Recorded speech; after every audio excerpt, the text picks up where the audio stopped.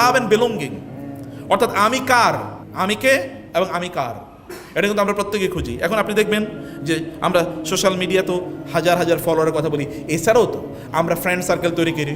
আর যদি আমরা বিএফ এবং আরেকটার নাম কি জিএফ, বয়ফ্রেন্ড অ্যান্ড গার্লফ্রেন্ড, এগুলো ছাড়া তো এখন আমরা বুঝিই না। এগুলো তো আমাদের জীবনের একেবারে অবিচ্ছেদ্য অংশ হয়ে গিয়েছে। এগুলোতে আমরা একেবারে সত্যিকার অর্থে এগুলো আমার কতজন কত কত কত ফলোয়ার আছে আমার, অথবা কত ফ্রেন্ড আছে আমার, কতজন এর সাথে আমি আড্ডা দিই, কতজনকে আমি জায়গা দিয়েছি, কতজন আমার বিএফ, কতজন আমার জিএফ, এগুলো আছে।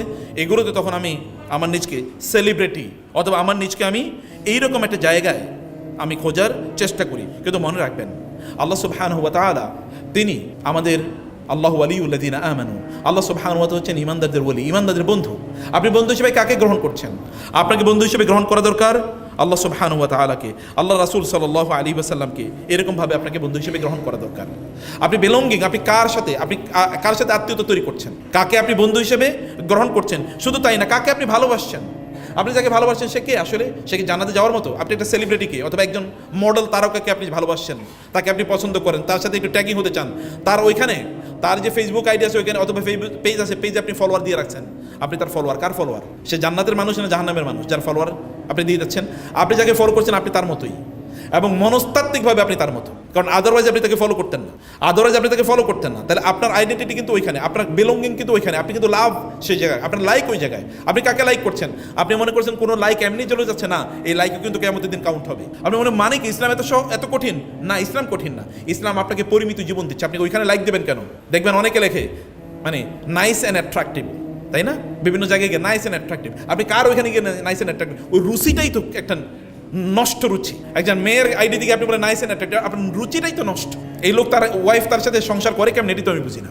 এটা তো করতে পারে না, তার রুচির মধ্যে সংকট আছে, এটা হতে পারে না। প্রিয় ভাইয়েরা বোনেরা, আমি সে কথা বলছি যে আপনাদের সত্যিকার অর্থে এই জায়গাটাতে আমাদেরকে বুঝতে হবে কিয়ামতের দিন। আপনি এবার চিন্তা করে দেখুন তো, আপনি আল্লাহ রাসূলের যে দিন রক্তাক্ত হয়েছিল তিনি তায়েফের ময়দানে, এবং তিনি উহুদের ময়দানে তিনি প্রায় মারা গিয়েছেন, এরকম একটা সংবাদ চারদিকে পৌঁছে গেছে, সেই দিন আপনাদের সামনে।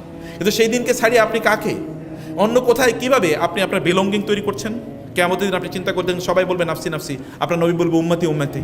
সে নবীর সামনে কিয়ামতের দিন আপনাকে দাঁড়াতে হবে না। কি নিয়ে দাঁড়াবেন? কোন চেহারা নিয়ে দাঁড়াবেন? আপনার তখনকার চেহারাটা কি হবে?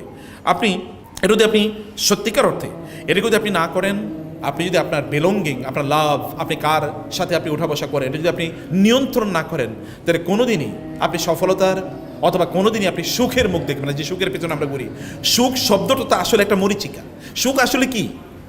সুখ কি? একটা ভালো চাকরি, ভালো একটা ইউনিভার্সিটি ভর্তি হওয়া, যারা স্কুল কলেজে আছে তারা একটা ভালো ইউনিভার্সিটি ভর্তি হলে আমি সুখী। ইউনিভার্সিটি ভর্তি হওয়ার পরে কি? ভালো সিজিপিএ পাইলে সুখী। ভালো সিজিপিএ পাওয়ার পরে কি? ভালো চাকরি পাইলে খুশি। ভালো চাকরি পাওয়ার পরে কি? ভালো বিয়ে করলে কি সুখী। ভালো বিয়ে করার পরে কি? ভালো কি একটা বাড়ি কিনতে পারলে, ভালো একটা গাড়ি কিনতে, তারপর কি? পোলাপাইন যদি হয় তাহলে সুখী। পোলাপাইন হওয়ার পরে ভালো স্কুলে যদি তাদেরকে ভর্তি করাতে পারি তাহলে ঠিক আছে। তারপরে ভালো কলেজে, ভালো ইউনিভার্সিটি, তারপরে কি? কোনো শেষ নাই তো। ভালো কি আসলে? সুখ আসলে কি? কোনো সুখের আসলে কোনো সংজ্ঞা নেই তো। সুখের সংজ্ঞা পাবেন আপনি যখন ওই যে বিলঙ্গিং যখন তৈরি করবেন, যখন আপনি কার সাথে আপনি অ্যাটাচড সেটি যখন আপনি তৈরি করবেন। আবার বলছি, ভার্সিটির একজন মেয়ে, আমার এখানে বোনরা নাই যেহেতু তারপরেও এটা বলি, কারণ এটা everything is now on YouTube, you know the people watch after. কতজন সামনে আছে তার চেয়ে বড় কতজন পেছনে আছে। কারণ পেছনে আছে একদল লোক, নাকি? পেছনে এখানকার পেছনে না, এরপরে কারা এটা দেখবে বা যারা শুনবে, অথবা সেখানকার। সেই কারণে যে কথাটা আমি বলতে চাই যে একজন বোন, ভার্সিটির একজন বোন, তিনি অনেকের সাথে চুটিয়ে আড্ডা দিয়ে বেড়াতেন, কিন্তু তারপরেও তার ভেতরের মধ্যে খুবই এমটিনেস, তারপরে ভালো লাগে না। হঠাৎ করে তার সাথে, এখন তো আপনি জানেন কথায় কথায় ব্রেকআপ। আগে আমরা শুনতাম ব্রেকআপ মানে তালাক, এখন শুনি যে বিয়ের আগে কেমনি যেন একটা ব্রেকআপ নতুন করে নাম শব্দ চলে এসছে, তাই না? এটাও এক ধরনের তালাক, বিয়ের আগে ব্রেকআপ। তো এখন এটা আবার সেলিব্রেট করে বিভিন্ন জায়গায় দেখছি ব্রেকআপ। সৌদি আরবে 2 মণ দুধ দিয়ে তারপরে তার শরীর ধুয়ে এরপরে বলছে যে আমি তার কাছ থেকে তালাক, আমার ওয়াইফের তালাক দিলাম।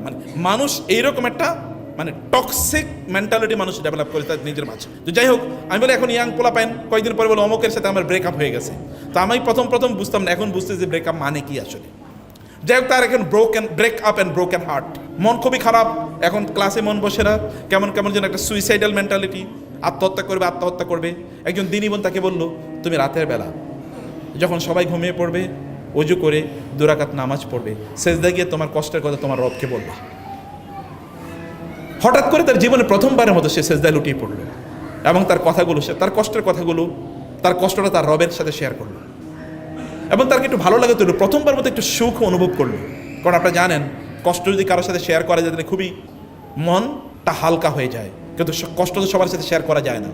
আমি বহু নাস্তিককে জিজ্ঞেস করেছি তাদের জীবনে সবচেয়ে বড় কষ্ট কি, তারা বলো তাদের কষ্টের কথা কাউকে বলা যায় না, কিন্তু আমাদের কষ্টের কথা আমরা বলার মতো একজন আছে। কে তিনি বলেন তো? আল্লাহ। আল্লাহকে আমাদের কষ্টের কথা বলতে পারি। এই বোনটা তার কষ্টের কথা আল্লাহকে বললেন, তার নিজের মধ্যে কেমন যেটা ভালো লাগে ফিল করলো। এখন প্রতিদিন সে তাহাজ্জুদে দাঁড়িয়ে যায় এবং আল্লাহকে তার কষ্টের কথা বলে। 1 মাস পরে সে বলল, আমি তো আমার জীবনের অর্থ খুঁজে পেয়েছি। আমি আপনাদেরকে বলবো বোনেরা, বাজারে যাবেন, সুন্দর সুন্দর বই আছে, বিলিভ মি। আমাদের আজকে 2টা বই আছে এখানে। এটা হচ্ছে মায়েরা আসলে সোনালী যুগের, এই যে বড় বড় আমি স্কলার যাদের কথা বললাম, তাদের মায়েরা কিভাবে তাদের সন্তানদেরকে লালন পালন করেছেন তার উপর একটা বই। আর একটা হলো গোটা জীবন জুড়ে নাসিহা দরকার আমাদের, কোন পদ্ধতিতে আমাদের জীবনটা পরিচালনা করবো। দুটো বই আপনারা নিয়ে যাবেন, এটা মাস্ট রিড। বাসায় বসে পড়বেন, বাচ্চাদেরকে নিয়ে পড়াবেন এবং অন্যদেরকে আপনারা গিফট করবেন, আত্মীয় স্বজনদেরকে, বোনদেরকে গিফট করবেন, বান্ধবীদেরকে গিফট, 1-2টা বই তাদেরকে দেন।